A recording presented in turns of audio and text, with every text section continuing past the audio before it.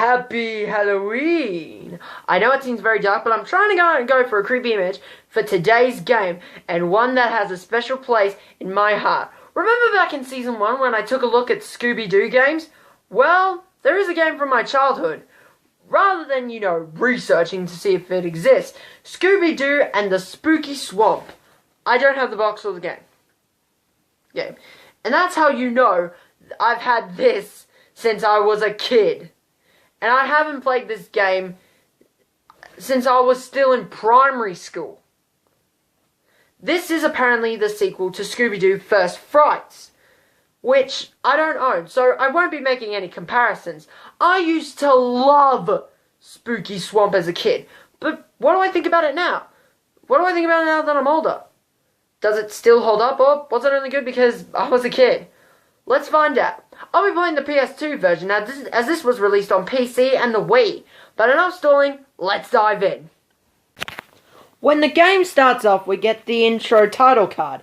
It looks like stew being boiled into a cauldron, and you're going to see why this is a common theme.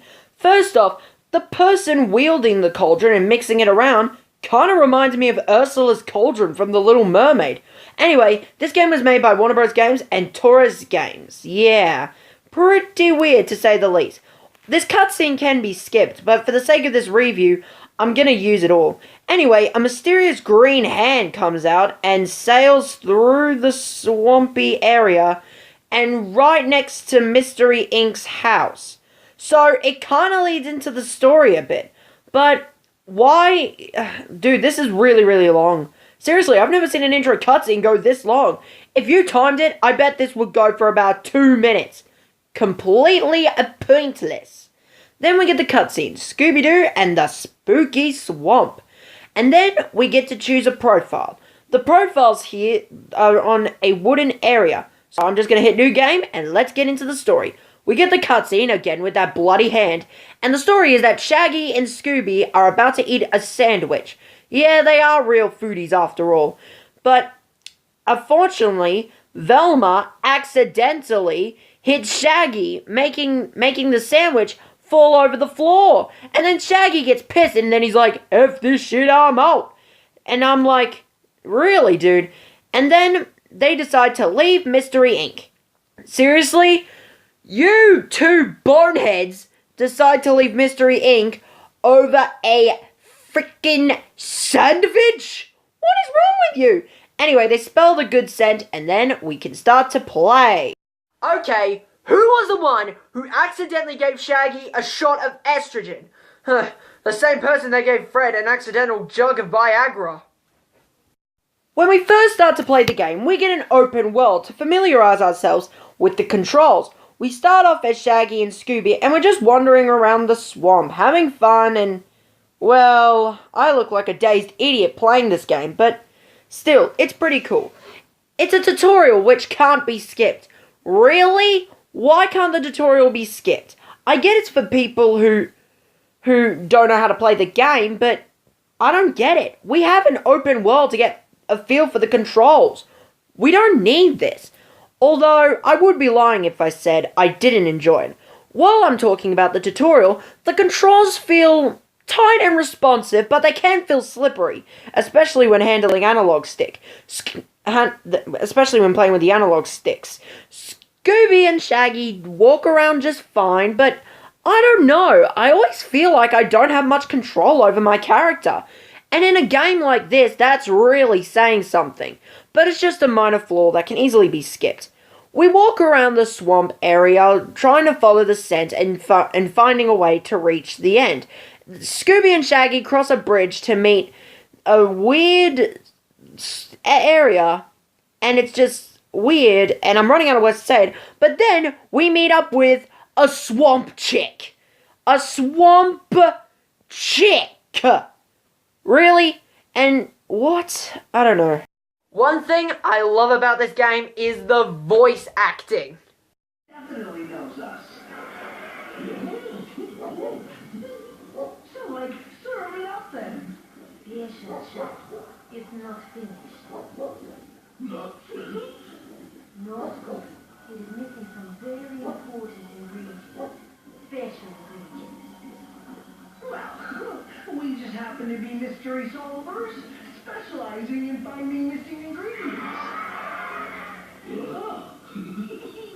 In order to find these particular ingredients, you must prove yourselves first. Head to the dojo. There will be a beast there. Defeat it. Then we will talk. They also have a laugh track to add a comedic edge to it. It's a good addition, but with any good theme or addition, they're gonna abuse it. You hear it a lot throughout the game, even when the jokes aren't really that funny. But hey, some of the game does have legitimately good jokes, but none of the jokes could even get me to laugh. How sad is that? So the girl wants us to go to the dojo to prove ourselves worthy, when you know it's a mini game. It practically screams, this is a shitty gimmick. But in order to get to the dojo, we gotta find a gear to make a lever work. Huh? Yeah, again, it screams, this is a crappy gimmick. So we walk up to the dojo and then we get noticed by a spider. Yeah, this game also has combat in it. And it does work pretty well. Shaggy has a slingshot to fire mystical green balls. And Scooby can hit enemies using a hot dog chain. I've never heard something as disgusting or perverted as a hot dog chain. After we do the spider thing in the dojo, we go back to the swamp chick who says that she needs very special ingredients. The first one can be found in the location known as El Mancho. Really? I have never heard anything. Okay, you hear the words El Mancho, you think immediately Spanish. Anyway, this swamp chick actually has a name. Her name is Lila, and her backstory is that she was left behind from her family. Well, she gives us a camera anyway, but she said she can't leave the swamp. It's trying to go for a deep and enriching backstory, but unfortunately, it falls flat. Nothing in this game can allow me to get me invested in this character. She's just a generic witch with a really sad backstory, but still, nothing is good about this character. She's not great, she's just not good. Not good. Yeah, this game is split into locations that have their own story. So, it's like a game within a game.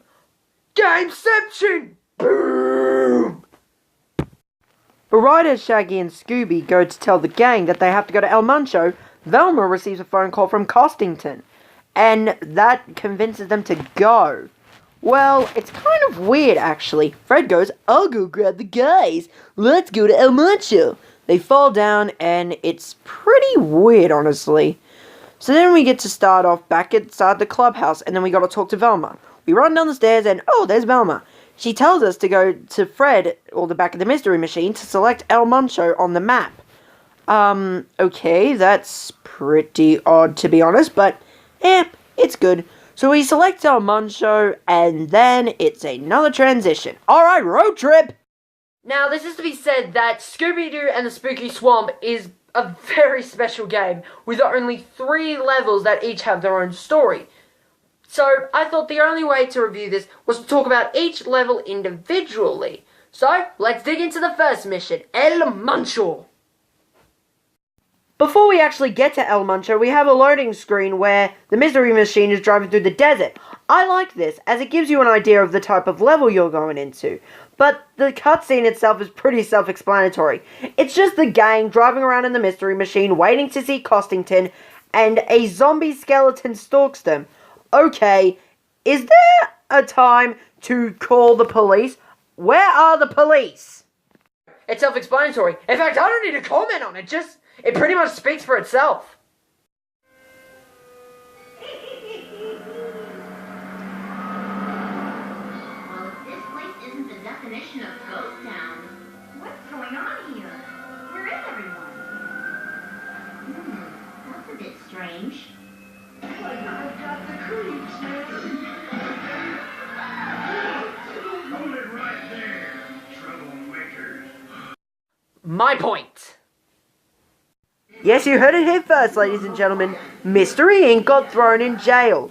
So after talking with Esteban, who was in the neighboring cell, the gang decide to hassle the sheriff. And the gist of this plot, I kid you not, is the sheriff put them in jail because they were the ones causing trouble, and he calls them El Scariachi. Okay, dude, have you been smoking way too much crack? That's the most ridiculous accusation I've ever heard in my life. I mean, if I was doing opium 10 times a day, I would make up crap like that. Don't do drugs, kids. Also, I have to stress, the voice acting! Yeah, like I'm more scared of hunger pains. Listen here, you troublemakers. I'm the best sheriff this town has ever seen. Why, Masterful. So Shaggy and Scooby bust out of jail, and Fred says the sheriff is mumbling in his sleep something about explosives that might help the game bust out. So he tells us to go around to the front of the prison and record him using a cassette tape. And it's actually pretty cool. I actually like this thing. It makes you feel like a detective. Like a legitimate detective. Yeah, you can record people like a detective. Like, this game has a detective theme. But sorry for it sounded like a live gameplay. My stupid ass decided to record it with the voice acting on. Never do that, kids. But yeah, you can do, but back to my point. You can do detective stuff, like record people. But you can do other stuff like detective people. Like, for example, you could take photos that benefit your research into finding clues. That's actually pretty cool, and it gives the camera a better use. And you can also solve puzzles to get through the level. I mean, they're pointless, but at least they're a good addition. We fight a bunch of goonies and we collect their masks, apparently, and we need to get the gunpowder from the saloon. So we're in the saloon, walking around and trying to find the gunpowder. Baddies come out of nowhere and fight the everlasting buggery out of him. Okay, I guess it's trying to go for a half detective, half double dragon kind of thing, but yeah, it's kind of weird. Also, for some effing reason, you can't get the doors unless you're holding the dynamite. We light up the fireworks and then the game busts out in a little toony cutscene. I like this. This is funny. Yes. And then we get to play as the whole team in something called a character reel. Pretty cool. Now that we have the team, I can discuss the level structure. And you'll know how it goes. The level structure of each of the levels in the game is very, very, very similar. Here's how it goes. You walk around a desolate area doing other stuff, and look, this is how it goes. You walk around a desolate area, do shitty combat, walk around a desolate area for hours, do shitty combat, walk around a desolate area, do shitty combat, and finally, walk around a desolate bloody area and do shitty combat. Now, I haven't played First Frights, but I'm pretty sure that screw me sideways and root me up a tree, I'm sure the combat wasn't this bad. Well, I found it boring anyway. I swear to God, every time I get into the combat on the main trail, I just run past it. Now, I'm just going to go over select parts of the game that are relevant to the story. I may skip over some details, but you got to remember, I'm on a tight schedule here. We arrive outside Costington's mansion where we need to talk to him in front of a radio. Well, it's only on a recording. Anyway, the gang says they came as soon as he got his phone call, but then Costington, the little smug little prick, says, "What is this bloody nonsense of a phone? I don't have a phone installed yet." And so, we need to go over to his house and get some answers. So, he lets us into his mansion, and then we finally get to meet him. So this is Costington. He's a British person wearing a bloody sombrero, and he happens to be the owner of the mansion. Apparently, there's this whole story of him battling El Scariachi and stuff like that. But, okay, He's the most biggest egotistical maniac I've ever seen in my life. Seriously, I do not like this guy.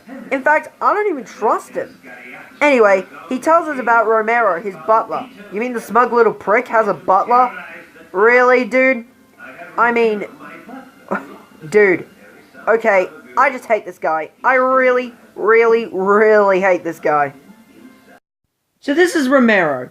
He falls in love with his instrument, which is a harmonica, and he asks us to take a photo with it because it is happy memories. This guy certainly has an edge. What are you hiding, Romero? Okay, wait. Oh, dude. Dude, you need to get laid. Like, you seriously need to get laid. I think we all know what that means. We make our way to the new cemetery and have to talk to this guy named Emilio, who is the brother of Esteban, the guy we met earlier. Anyway, he's all cranky and mysterious, and he looks like he's way too drunk to handle anything. Anyway, he tells us that his shack has been flown up with water. Dude, oh, you live in the ground. Really? Filled up with water. So then he tells us to get a pipe from the new cemetery. And I can swear to the Lord above this guy's picky. Because if you fall with this, you have to start all over again. You can't bounce back up to where you once were. And it's a pain in the ass to do so. Seriously, why would I want to do something so mundane? I have never seen anything so overly boring in all my life. And boy, is this hard. Well, except for that area where you can jump off and, oh, damn, overshot it. Or undershot it, I don't know. Anyway, I've just about had enough of this guy. So we walk around still holding the thing and, well, still holding a key. And then we open a door and then it leads us to a satanic spawn ritual. But turns out there's a bunch of scraps lying around the area. And when combined, they form a puzzle. How do you get the puzzles? By either collecting them or battling spiders. Really? First it was the dojo, and now this. Battling spiders. Okay, the point? I don't get it. But, you know, it's actually pretty fun killing stuff. But, again, shitty combat. Seriously, I have never seen a game with this much combat. Anyway, turns out that was an ingredient called the tribal chilies of El Muncho, as you will now see. We walk around gathering the puzzle pieces and trying to put them together. Now these are hidden in pretty great locations, but I don't know. Then we get to the puzzle section. We move this green hand and pick up the pieces. We can rotate them to fit the puzzle. Being as this is the first one, you're definitely going to get confused, because some pieces will match and some pieces won't. However, the game is kind enough to give you just a smidgen of hope. And then you can just build on from there. Pretty simple, actually, now that you really think about it. I mean, how hard can it be? Then Scooby and Shaggy bump into El Scariachi, and then, whoosh, they're off. Yes, this game also offers a chase sequence. Look at those little dudes run. Hey, run away! This is actually pretty fun. But what really kicks it up a notch is the music. It's La Cucaracha playing in the background. La Cucaracha! Seriously, in order to make a game fun, just add La Cucaracha. Seriously, every time there's a Spanish level, add La Cucaracha. I guarantee you are not going to regret it. Seriously, so we're running around this area and bumping into El Scariachi, as well as bumping into Blum and Cactus. Really hard level, isn't it? Later in the story, we also get to stalk Romero. Okay, this is pretty weird. Why in the world are we stalking Romero? So we move over to the hiding spot, and then we gotta hide so Romero doesn't see us. Alley-oop! So we hide in there, and then we see Romero acting awfully mysterious. I knew there was a spot to this guy, so we're just looking at him and spying on him and stuff like that. Nothing really happens. It's pretty boring, but I know you can get some enjoyment out of this if you look very interested.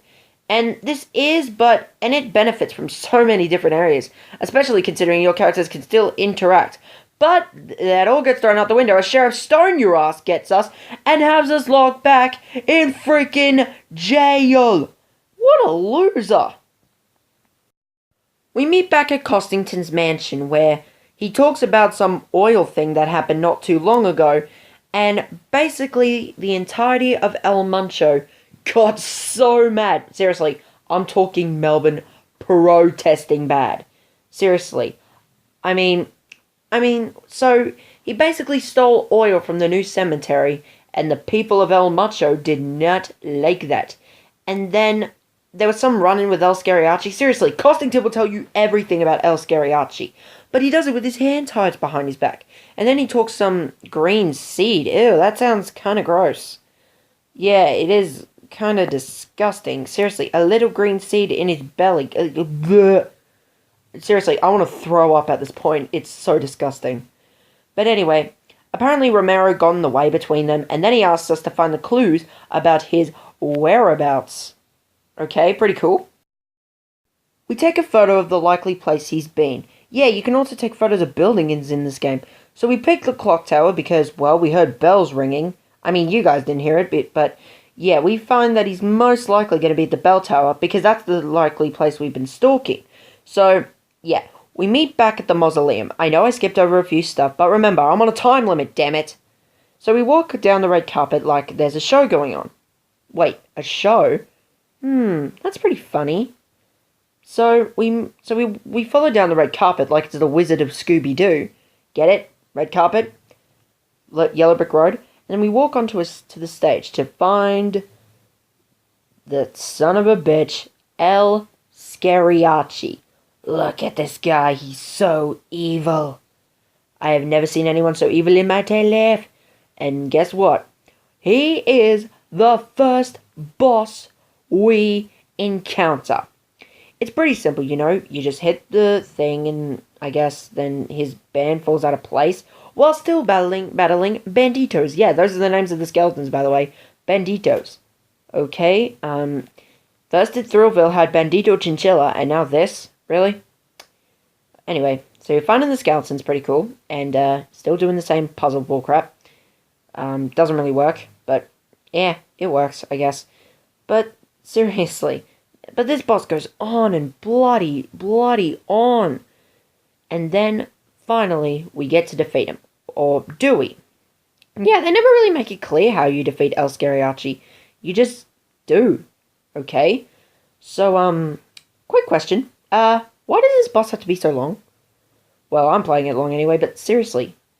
Oh, right to the death. And then the next part is shown by a cute little cutscene. Well, anything but cute. The second part of the boss fight has you dodging El Scariachi's water guns. I mean, it's got to be for kids, so instead of real guns, they've got water guns. It's actually pretty fun. He goes nuts, shoots down a truss, and boom, we get to kick the everlasting buggery out of him. Look at his little face, he's like, don't hit me, don't hit me, don't hit me. But it's not all fun and games, because we also have banditos to worry about. But don't worry, they can die because of water too. Okay? I don't get that. How are skeletons afraid of water? That's got to be weird and some bizarre theory that I bet you guys would know. Anyway, we defeat El Scariachi with another kick to the face, quite literally a kick to the face, and then finally, he is down. Yep, in another cute little cutscene. But then, we have to select who's responsible. It uses the camera filter, so you have a choice between Emilio and Esteban, Romero, and the sheriff. Now, guess who I'm going to pick? Oh, I'm going to pick Sheriff Stoned Off his ass. Anyway, so we picked the photo and turns out he was guilty, so meaning we were right. Then we get a loading screen and then Fred decides to look and booyah, it's the sheriff. But turns out Romero was looking for this man because plot twist, he's actually, and I kid you not, part of a civilization or something like that. He's part of an organization where he is, and I kid you not again, a spy. A bloody spy. Are you kidding me? Wait. Hold the phone. Hang on. You mean to tell me that pudgy, Marshmallow, harmonica loving so much that he could basically root it and shove it up his rabbit hole, is a spy. I call bullshit! Now, I know I skipped some of the parts, but I didn't want to waste time. Kind of like I already do with my content. Demonetized! Yeah. Whew, man. And besides, I still have one more episode to do. When we get back to the swamp, Lila tells us that she is proud of what we have, which is the tribal chilies of El Muncho. It just looks like a regular chili pepper. How can you be excited over a chili pepper? So she brings it back to the cauldron, and this cutscene plays out. Shaggy hugs it, and then in you go. But anyway, we go back to the swamp, and it's another talking cutscene with Lila. And guess what? She won't tell us what the other ingredient is until we put her chickens back in her coop. And I'm about to sum up how I feel about this section. Screw this! It's so dumb, so boring, and so bloody ridiculous. I've had it up to here with this. It's just so stupid. Why would Lila make me do something so mundane? You pick up chickens and put it back in the coop. Pick up chickens, put it back in the coop. Pick up chickens, put it back in the coop. What is up with this ridiculous shit cycle? Sometimes the little bastards don't want to be picked up. They hide in locations clear out of your view. It's bloody bullcrap. Basically, it's not fun. The end. Bloody hell. Now, how can I put politely without getting angry? I despise these levels and they could go die in a hole. Why couldn't I just pick it up and jump into the coop and have the chickens disappear? It's not that hard. But at least we get to know the next ingredient. Actually, we get to know the location. It's in Howling Peaks. And unlike El Muncho, it's a snow level. And we get a magnifying glass. So, while the guys try to convince the gang to go to Howling Peaks, Daphne gets a letter from her cousin Anna. And Fred says, well, let's go and have a quick break. And Scooby wants to snowboard. Okay, well, now that we got the gang convinced to go to Howling Peaks, I bet you know what that means. Come on, say it with me now. Alright, road trip. The opening cutscene for Howling Peaks is actually pretty cool. It's an Antarctic level, so lots of snow, mountains and stuff. Anyway, Fred says they haven't seen Anna in ages. Well, damn, that's a long time. And then they also mentioned some phantom. I guess this was set in First Frights, as this didn't make sense to me when I was a kid. Anyway, they hear a roar, and then Shaggy blames it on his stomach, and then they have an encounter with a Yeti. A Yeti! Dude, might as well be the abominable snowman. He stares him in the eye, and then he stares him in the eye, sniffs him a little bit, and then yay! Anna comes down, but when she actually does, she sounds like a concerned mother. Listen, I'm gonna play a voice clip, and you listen how much she sounds like a concerned mother. I kid you not. Yeah. What are you guys doing here? I heard the crash and just saw the van here. Are you okay? I was worried that I called the police when you were a second late for curfew. She mentioned someone named Moose, who, guess what, is her boy toy. She tells us to go over to the shop and dress up in some snow gear. And she says, oh, he's so dreamy. I dream about him all the time. Hey, can I just say, out of all the voices, Moose is definitely the funniest. Hey guys, welcome to my shop. Take some time to wander around and check it out. When you're ready, I've hooked up some fat gear for you. It's over near the changing room. Hit it up! He sounds like Crush from Finding Nemo, or a stereotypical skater dude. Like, yo dude, how's it hanging, man? That's sick and gnarly, dude. Oh man, I'm gonna catch a sick pipe. Like, he sounds like he smoked too much weed. Still, don't do drugs, kids. So we get changed in our snow gear, and then Moose goes, wow, you guys are looking sick. And yeah, we do look sick. Sickly, I don't know. Anyway, and then he mentions to go to the chalet. A chalet is a hotel in the snow. So we go to chalet to the chalet to meet Anna. And Moose ends this with, "What a cool chick." Seriously, dude, are you sure you're not smoking anything? Okay, then. So anyway, we make it to the chalet, and the first thing we gotta do is go talk to Anna. Anyway, she's standing at the front desk, so I guess she's the administrator or something. She's still in her snow gear, even though she's indoors. Seriously, Anna, you look like you have cat's ears. Anyway, she's mentioned how the snow machines disappeared and all the ski lifts have broken down and stuff like that. And then he tells us to go to talk to Sergio, her manager. But he ran away like a little crybaby. What the heck? Seriously, he ran away like a crybaby? What, did he run out of money or did he run out of shampoo? Of course. And with some detective work, meaning we use a magnifying glass, we might find him. Oh, Jesus, talk about drama queen. Has someone been going through some changes? And that is 3 puberty jokes in this video. Ho, highbrow entertainment. So we find Sergio hiding in a bunker and saying that he wants us to do errands. Okay, I already don't like this guy. And again, listen to his voice and you will see how much of a wimp he is. Just listen. Don't take my pipe. Keeping those little diggers away. Okay? I'm not leaving this room, so don't even try to make me. How about you make me? For sure. Is this guy trying to be a wimp, or is he a wimp by choice? So he tells us to do different errands for him because he refused to leave his bunker. What a little idiot. So that means getting socks for him, soup, all that other stuff, and then he gives us the key. The key actually goes to this cabin, which is actually a research room. This mystery unfolds whenever you look at it. Look at all this evidence. Someone must be doing some real little sneaky. So, yeah, that's basically another adding to the detective stuff.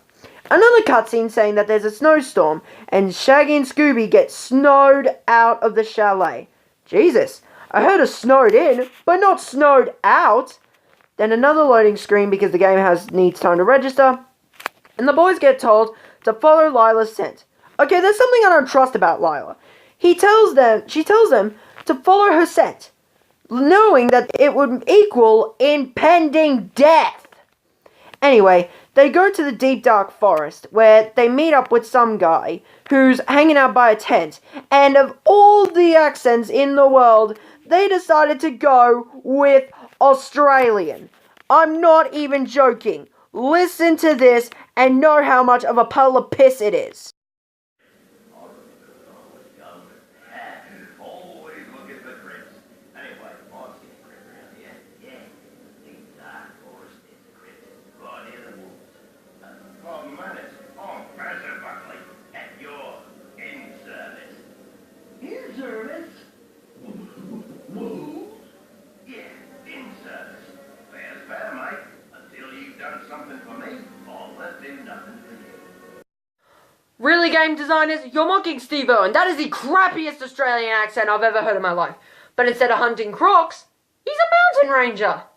Anyway, this Fruit Loop is named Bazza Buckley or something like that. What the hell? Shitty accent aside, he wants us to go down into the deep dark forest to get a picture of wolves.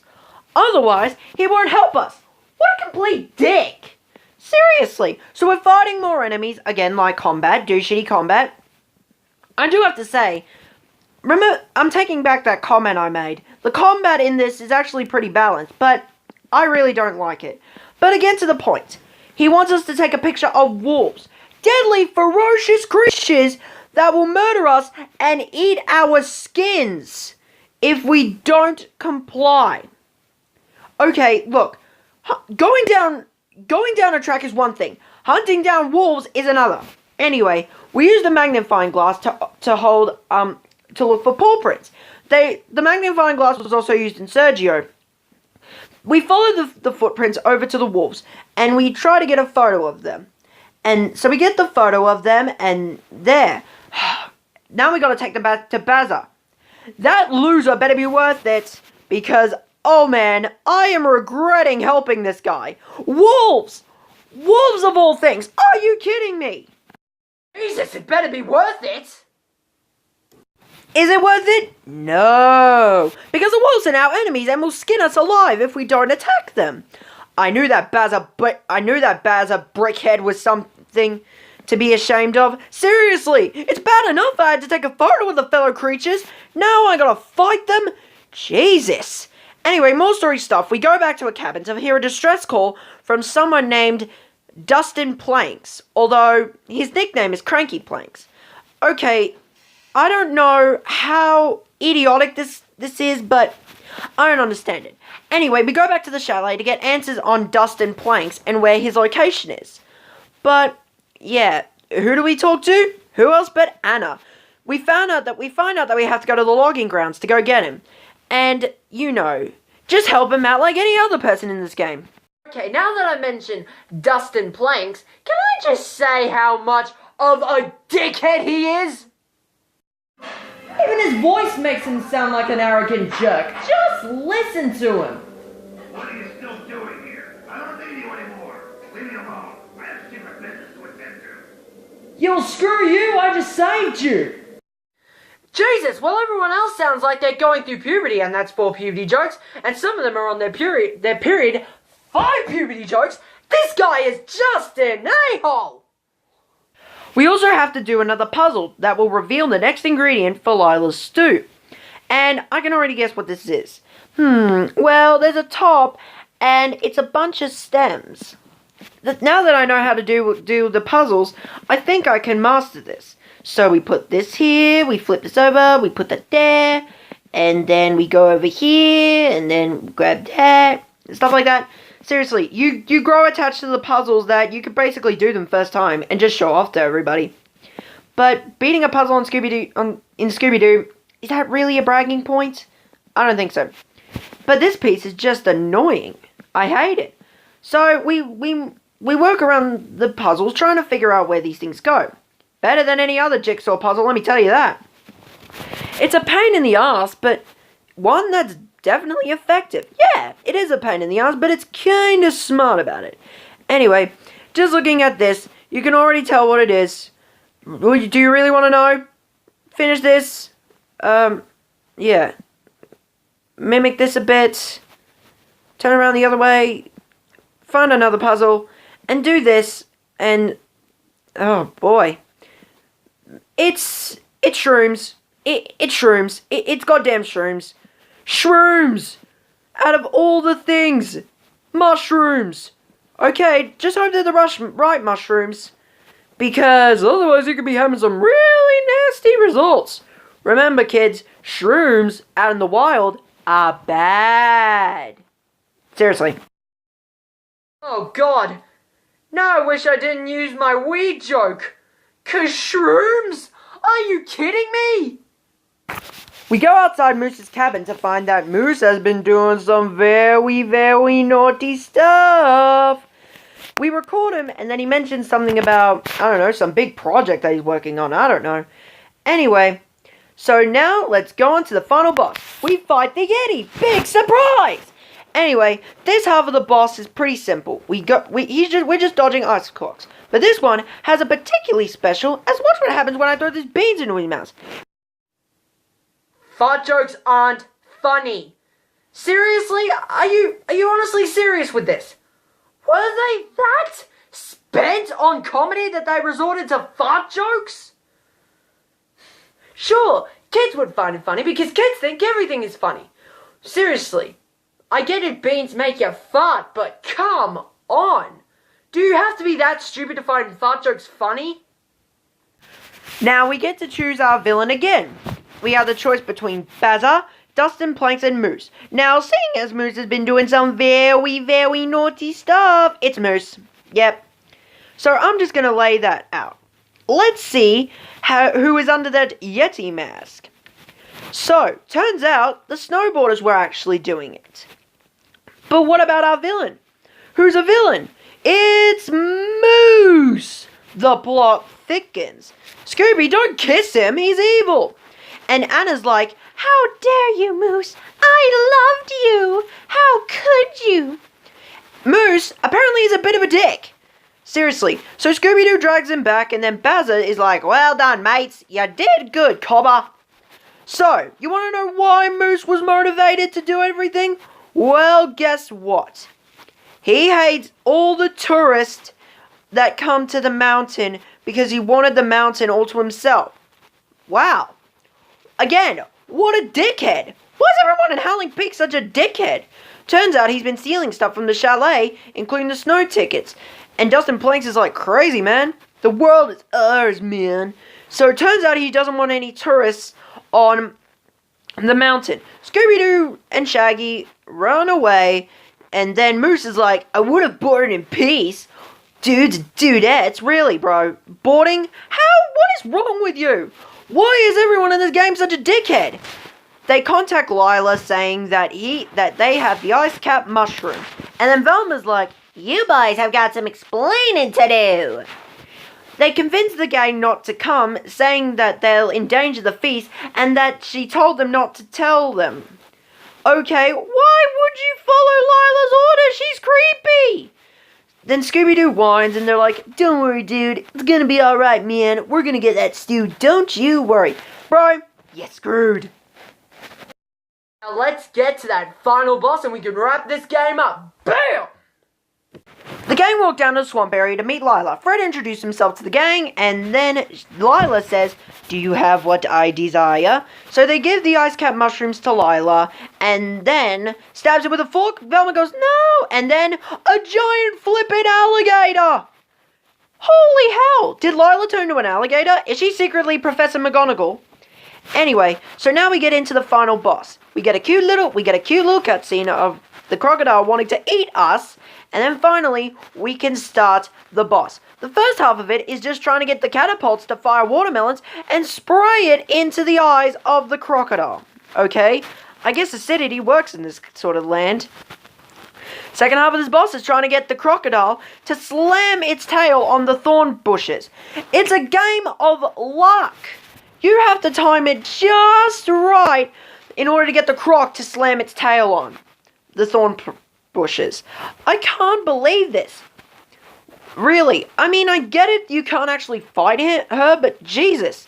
Why? Why does this have to be a game of luck? And the second and the third half of the boss, finding the ingredients and putting them back into the cauldron. Really? Okay. How does this take away health? Lila does a little dance like she's about to crap herself, and then she runs back and throws down another ingredient for us to get. Okay. Not finding the croc is one thing. Getting ingredients to the cauldron is another thing. I mean, bloody hell! What is with this? I mean, it's a good addition, yes, but, I mean... And look at Lila's dance. She's like, well done, boys. Well done. Anyway, so yeah, and the ending cutscene is just that the croc eats the soup. I worked hard for that. A big F you to all your hard work. It does a backflip, and then we can get the final cutscene. So it turns out, after the croc has rampaged the area, that Fred reads a letter that looks like it was written by Anna, but she said the mail was out. And that was weird.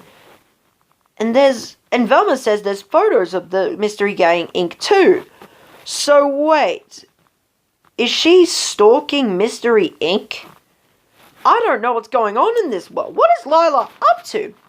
So it turns out she actually needed help because she tells the gang that she was abandoned by her family and she couldn't leave the swamp, but she left with Suki, her pet alligator, and she's been trying to feed her and she wanted help. But Shaggy goes, why didn't she ask? Exactly my question. Why didn't you help? Well, she says that she didn't want anyone to know, I guess. I don't know. But anyway, she says that now that Suki is fed, she can finally reunite with her family. And she congratulates Shaggy and Scooby for all their hard work. Wow, Lila actually has a sentimental side. This is great. Suki licks Scooby, giving him a kiss, and then Lila runs away. But what about the stew? But Shaggy says, so does that mean we don't get any food? And then Lila makes all their wishes come true with a Scooby snack.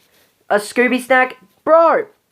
It gets thrown into the cauldron, and then it's a food volcano!